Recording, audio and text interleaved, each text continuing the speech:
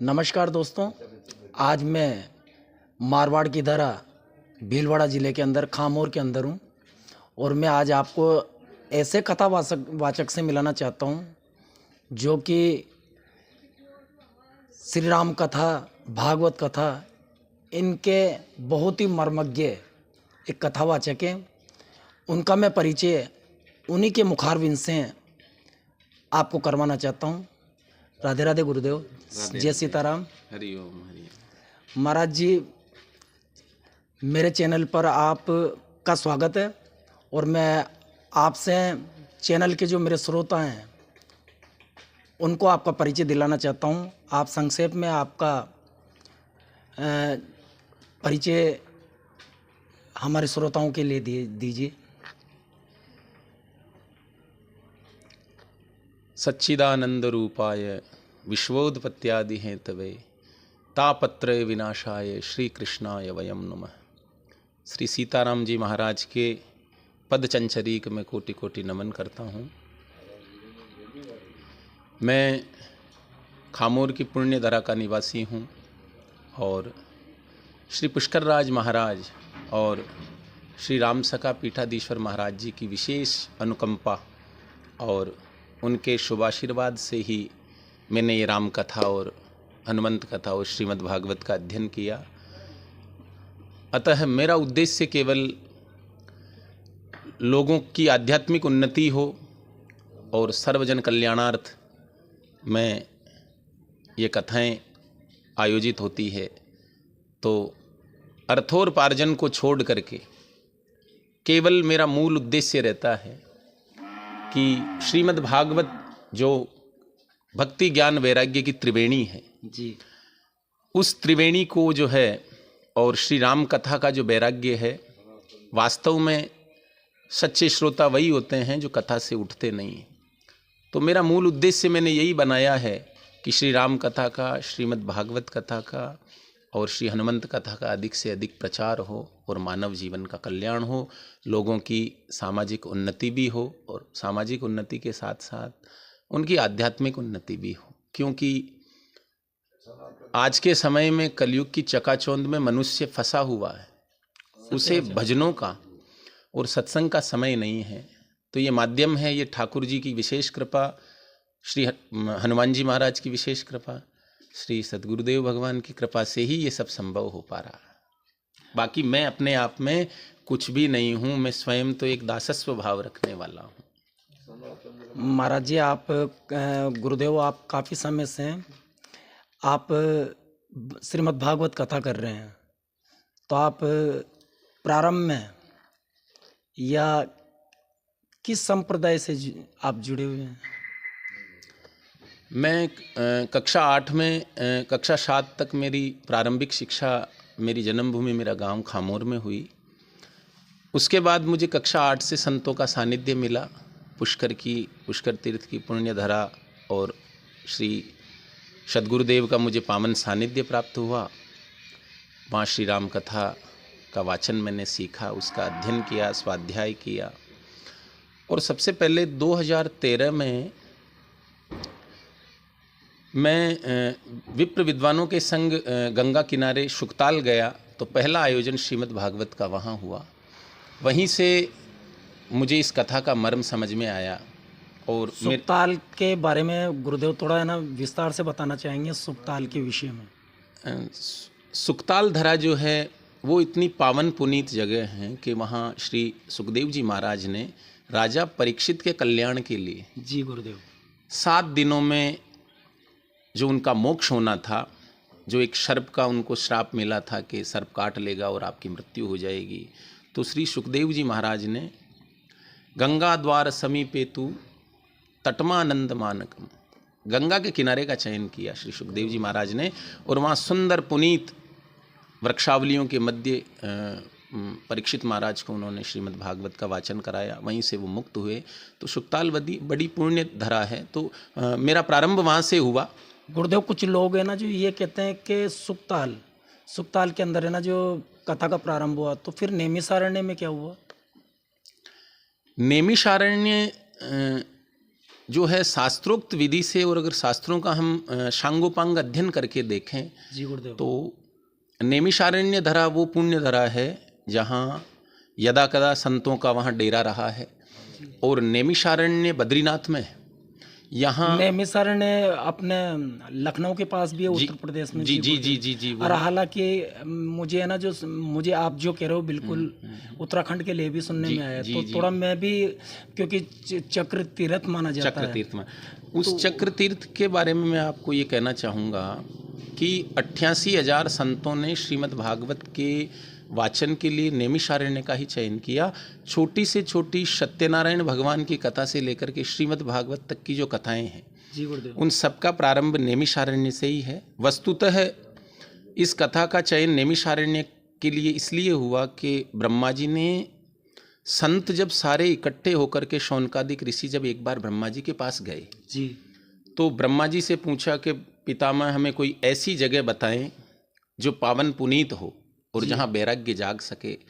तो ब्रह्मा जी ने कहा, ब्रह्मा जी ने एक चक्र छोड़ा अपने ब्रह्मलोक से। जी जी, तो चूंकि वो चक्र था और उसके एक नेमी लगी हुई थी, तो वो चक्र पूरे ब्रह्मांड में वितरण करते करते करते घूमते घूमते घूमते घूमते वो उत्तर प्रदेश लखनऊ के वहाँ जाकर के स्थापित हो गया। चूंकि चक्र था और नेमी वहाँ स्थापित हो गई, तो उसका नाम हो गया नैमिषारण्य। जी बिल्कुल। उस चक्र तीर्थ के अंदर हम जाते हैं तो उसके अंदर स्नान होता है और प्रकम्मा लगती है, तो उस जल के अंदर अभी भी है ना, जो गोल एकदम चक्र, उसका कारण मैं पत्रकार महोदय आपको बताना चाहूँगा कि चूंकि वो चक्र था और नेमी थी, तो चक्राकार में जो जगह हैं, जो पुण्य भूमि है, जी गुरुदेव, उसी का नाम नैमिषारण्य है। आज भी वहाँ का जल बिल्कुल चक्राकार है, चंद्राकार है। इसलिए है वो कि वो नैमिषारण्य इसीलिए पड़ा कि ब्रह्मा जी के चक्र की जो अंतरकथा है शास्त्रों की, वो उससे जुड़ी हुई है। गुरुदेव ब्रह्मा जी के बारे में आपने कहा, तो ब्रह्मा जी अपने पुष्कर में भी, तो उनका क्या इतिहास रहा वेद पुराण के अनुसार? ब्रह्मा जी का इतिहास पुष्कर में रहा कि ब्रह्मा जी ने एक पुष्कर सरोवर में कमल पर विराजित होकर के माता सावित्री और गायत्री के संग वहाँ जो है एक यज्ञ का आयोजन करवाया, जहाँ से पुष्कर जो है तीर्थ हो गया। तो ब्रह्मा जी का वस्तुतः इतिहास वहाँ यज्ञ करने से रहा है। हाँ बिल्कुल। और सरोवर जो पुष्कर है, वहाँ भी दो पुष्कर है, एक बूढ़ा पुष्कर है, जी जी जी जी, और जो पुष्कर के बगल में है, और एक मुख्य रूप से जो पुष्कर है वो है। तो ब्रह्मा जी का फिर प्रथम मंदिर जो है संतों ने पुष्कर में ही स्थापित किया, जो जगत पिता ब्रह्मा के नाम से आज भी वहाँ है। गुरुजी वैद्यनाथ महादेव का भी स्थान है वहाँ पे?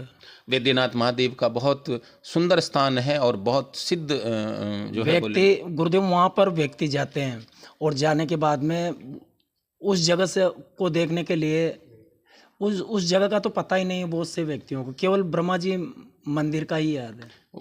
पुष्कर का अगर हम देखें तो पुष्कर धरा पर अटमटेश्वर महादेव और वैद्यनाथ भगवान ऐसे हैं कि निश्चित रूप, और मकड़ेश्वर भी, ये निश्चित रूप से जीती जागती प्रतिमूर्तियां हैं और भक्तों के कार्य सिद्ध करने वाले ही देवादिदेव महादेव हैं। गुरुदेव आपकी बातें और वेद से जुड़ी हुई बातें सुनकर बहुत अच्छा लग रहा है। आपने श्रीमद् भागवत कथा किस अवस्था से, किस उम्र से प्रारंभ की गुरुदेव? श्रीमद् भागवत कथा मैंने जब मैं 21 वर्ष का था तब मेरा श्रीमद् भागवत का वाचन पूर्ण हुआ।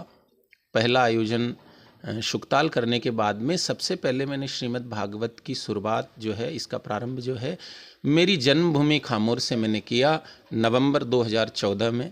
वहाँ से फिर मुझे श्री बालाजी महाराज और श्री सद्गुरुदेव की ऐसी कृपा हुई कि मैं राजकीय सेवा में जाने के बाद भी मुझे, बिल्कुल आप सरकारी एक कर्मचारी हो और कंपाउंडर। जी जी, मेरा चिकित्सा क्षेत्र ऐसा है, जो मेरा क्षेत्र जो है वो चिकित्सा से जुड़ा हुआ है, और बहुत कम संख्या में ऐसे भागवत प्रवक्ता होंगे जो चिकित्सा क्षेत्र से जुड़े हुए होते हुए कथाएं कर रहे हैं। आप तो संस्कृत में आचार्य?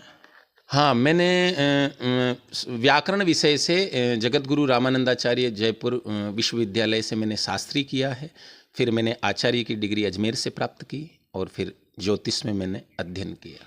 इसमें गुरुदेव आप यानी कि इस श्रीमद् भागवत राम कथा को आप किस आधार में लेते हो? जैसे कोई पैसे पैसे कमाने के आधार बनाता है इसको, कोई धर्म प्रचार का चाहता है, तो आप कि इसको किस श्रेणी में लेते हो? श्रीमद् भागवत और राम कथा ऐसी गंगा है कि अगर ये पैसों के लिए की जाए, अगर इन कथाओं को करने का उद्देश्य केवल पैसा बटोरना हो, तो फिर आप सच्चे वक्ता नहीं हो पाएंगे। फिर आप कथा नहीं, व्यासपीठ पर बैठ करके व्यथा ही करेंगे। जी जी जी। तो ठाकुर जी के भजन कभी भी स्वार्थ पूरित होकर के जब वक्ता करता है तो वो निश्चित रूप से अपने हृदय से कथा नहीं कर पाता है। आज तक मेरे जीवन में मैंने जितनी कथाएं की है, तो मेरे व्यक्तिगत जजमानों से भी, और जहाँ कहीं सामूहिक कथा होती है, सार्वजनिक कथा होती है, वहाँ मैंने आज तक मेरे जीवन में कभी लिफाफे की मांग नहीं रखी कि मुझे इतना लिफाफा देंगे तो मैं कथा करूँगा। मैं यही कहता हूँ कि आप देने वाले कौन हैं? श्री ठाकुर जी महाराज मेरे यजमान हैं, वो देंगे तो मुझे कम नहीं देंगे, और अगर मैं मांगूंगा तो वो मुझे इतना ही देंगे जितना मैं मांगूंगा, और अगर मैं नहीं मांगूंगा तो शायद वो इतना देंगे जितना मैंने सोचा भी नहीं। बिल्कुल। इसलिए मैं मांगता कभी किसी से नहीं। श्रीमद् भागवत कथा में गुरुदेव आपके हमने भी सुनी है, और आपके श्रीमद् भागवत कथा, इसके श्रीमद् भागवत कथा, राम कथा या वेद पुराण, क्योंकि आपने सभी का अध्ययन किया है, मुझे जितना आपके बारे में, आपके विषय में जितना मैं जानता हूँ, आपने बहुत कुछ पढ़ा है, तो आपका इन सभी के बीच में सबसे प्यारा विषय कौन सा है जिसे आपके मन को छूता हो? राम कथा हो, श्रीमद् भागवत कथा हो, या वेद पुराण, देवी भागवत? जहाँ तक मेरे अध्ययन का और श्रीमद् भागवत का, वेद पुराण के अध्ययन की जहाँ तक बात है, तो गुरु कृपा बिना सब असंभव है। जब तक श्री हनुमान जी महाराज और जो अंजनी के लाल हैं और संकटों को मैटने वाले हैं, और श्री सद्गुरुदेव हैं जो जीवन में प्रकाश करने वाले हैं, जब तक उनकी कृपा नहीं होती तो मैं ये अध्ययन भी नहीं कर पाता। मैं एक माध्यम मात्र हूँ, और कहीं ना कहीं मुझे ऐसा लगता है कि मैं किसी जो अच्छे वक्ता हैं, जो अच्छे सत्पुरुष रहे हैं, जिन्होंने शरीर छोड़ दिया है, कहीं ना कहीं परमात्मा ने मुझे उनकी खाली जगह को भरने के लिए यहाँ भेजा है। वस्तुतः मानव सेवा का तो मेरा फील्ड है ही। बट ऐसा कौन सा विषय रहा जिसकी वजह से श्रीमद् भागवत कथा या राम कथा के अंदर ऐसा कौन सा विषय रहा जो आपके मन को छूता है और इससे आप इसको आगे बढ़ाना चाहते हैं, धर्म प्रचार को? मुझे जहाँ तक देखें, अगर पूरी कथा का अवलोकन हम करें और उसका विशुद्ध विवेचन जब हम कथा का करें, तो मुझे 3 प्रसंग मेरी कथाओं में ऐसे लगते हैं जो मुझे रुलाते भी हैं और मैं गदगद भी हो जाता हूँ। उसमें सबसे पहला प्रसंग तो है श्री हनुमान जी महाराज का, जब वो अशोक वाटिका में प्रवेश करते हैं और किशोरी जी के दर्शन करते हैं। रामचंद्र गुण बरने लागा, सुनतई सीता कर दुख भागा, और अति लघु रूप धरेउ हनुमाना, पैठा नगर सुमिर भगवाना। हनुमान जी जो हैं वो श्री ठाकुर जी के लाडले भक्त हैं। तो एक तो ये अशोक वाटिका का प्रसंग, और दूसरा जो केवट का जो है, केवट जो बिल्कुल अशिक्षित है, केवट का जो प्रेम है प्रभु श्री राम के प्रति, वो भी कहीं ना कहीं मुझे बहुत लुभाता है, और उस चरित्र को भी मैं अधिकतर सभी कथाओं में श्रवण गायन करता हूँ। और तीसरा मेरा मूल प्रसंग है माता शबरी का। शबरी का जो अलौकिक चरित्र है श्री रामचरितमानस में, वो मुझे मेरे मन में बहुत भाता है। और श्रीमद् भागवत को हम देखें तो श्रीमद् भागवत तो स्वयं ज्ञान का सागर है, उसमें तो प्रसंगों की कमी ही नहीं है, पर फिर भी मुझे भक्त प्रहलाद जी का चरित्र बड़ा सुंदर लगता है। जो उसमें जो श्लोक आते हैं, मैं एक श्लोक भी आपको सुनाना चाहूँगा जी। इसमें वेदव्यास जी लिखते हैं कि यदि राशि समय कामान वरांस्त्वाम वरदर्शव है, कि यदि राशि समय कामान वरांस्त्वाम वरदर्शव है। और एक है बहुत सुंदर श्लोक, देहे स्तिमांशरुधिरे अभिमतिं त्यजत्वं जाया सुतादिषु सदा ममतां विमुञ्चः। आपके श्लोक बहुत अच्छे लगे, एक दो और। मैं एक श्लोक और आपको सुना देता हूँ श्रीमद् भागवत का। वंशी विभूषितकरान्नवनीरदाभात् पीताम्बरादरुडबिम्बफलादरुष्टा पूर्णेन्दुसुन्दरमुखादरविन्दनेत्रात् कृष्णात् परं किमपि तत्त्वमहं न जानै। ये श्लोक इतने सुंदर है। इसमें श्री ठाकुर जी के मोर मुकुट लगा हुआ है, वो जंगल में गायें चरा रहे हैं, बहुत सुंदर झांकी का वर्णन भी है। और श्रीमद् भागवत तो हमें ये सिखाती है कि मन एव मनुष्यानाम कारणम बंध मोक्षयो, मन ही समस्त बंधनों का कारण है। ये बिल्कुल ताले की तरह है। ताले की जिस प्रकार से चाबी होती है, आप ताले को इधर घुमा देंगे तो खुल जाएगा, इधर घुमा देंगे तो बंद हो जाएगा। ठीक उसी प्रकार जो हमारा मन है, अगर ये काम विषयों में फंस जाएगा तो ये हमारे बंधन का कारण होगा। और यही अगर मन हमारा मनमोहन के श्री चरणों में लग जाएगा तो ये मुक्ति का कारण बन जाएगा। ये बहुत सरलता सी बात है, लेकिन इसे श्रोता समझ नहीं पाते हैं, क्योंकि बिनु सत्संग विवेक न होई, राम कृपा बिनु सुलभ न सोई। क्योंकि सत्संग प्रभु की कृपा के बिना मिलता नहीं है। सत्य बात है। और प्रभु की कृपा होती है जब आप पे गुरु की कृपा हो। गुरुदेव, हमारे जो यूट्यूब और फेसबुक के जो श्रोता हैं, उनके लिए आप धर्म से जुड़ने के लिए या भागवत कथा या श्री राम कथा से जुड़ने के लिए जी, मैं आपसे अच्छा सा उनके लिए संदेश चाहता हूँ। और वो जो भटके हुए हैं मेरे मित्र, उनको मैं सही रास्ते पे आप अपने वचनों से एक दिशा निर्देश दें। दिशा निर्देश तो खैर श्री ठाकुर जी ही प्रेरणा देते हैं। वो जैसी हमसे क्रियाएं कराते हैं वैसा ही हम करते हैं। पर मैं आपके समस्त यूट्यूब चैनल वाले जो आपसे जुड़े हुए हैं, आपके मित्र बंधु बांधव है, सबको यही कहना चाहूँगा। और जो भी मुझे देख रहे हैं आपके चैनल के माध्यम से भी, उनको मैं यही कहना चाहूँगा कि अगर संसार में रहना है तो पके नारियल की तरह रहें, सारे रिश्ते निभाएं, गृहस्थ जीवन भी निभाएं, बच्चों का, पत्नी का, सबका पालन पोषण भी करें, लेकिन रहे संसार में वैसे जैसे कमल रहता है, एक पानी की बूंद भी अपने पे नहीं ठहरने दे। मन हमारा सदैव ठाकुर जी से जुड़ा रहे और हम गृहस्थ के कार्य भी करते रहें। और आपके सभी साथियों से और चैनल वालों से भी मैं यही कहना चाहूँगा कि अपने जीवन में यदि अपनी 7 पीढ़ियों को अकाल मृत्यु से बचाना है तो एक बार उनके द्वारा जिस भी प्रकार से हो श्रीमद् भागवत, श्री राम कथा या हनुमंत कथा का वहाँ वाचन होना चाहिए उनके द्वारा, ताकि उनका जीवन भी धन्य हो और जो श्रोता हैं, सुनने वाले और सुनाने वाले दोनों का कल्याण हो और उनका जो चौथापन है वो भी सुधर जाए। मैं यही कहना चाहूँगा। बहुत बहुत धन्यवाद। जय सीताराम। जय सीताराम। हरिओम। आप सदैव प्रसन्न रहें। महाराज जी के आपने विचार सुने। मित्रों, इस वीडियो के अंदर नीचे महाराज जी के नंबर दिए हुए हैं। कृपया कोई भी श्रोता भक्तगण महाराज श्री की अगर कथा करवाना चाहें तो आप इन नंबरों से संपर्क करें, या अन्य भी वेद पुराण के बारे में जानकारी लेने के लिए महाराज श्री से इन नंबरों पर संपर्क करें।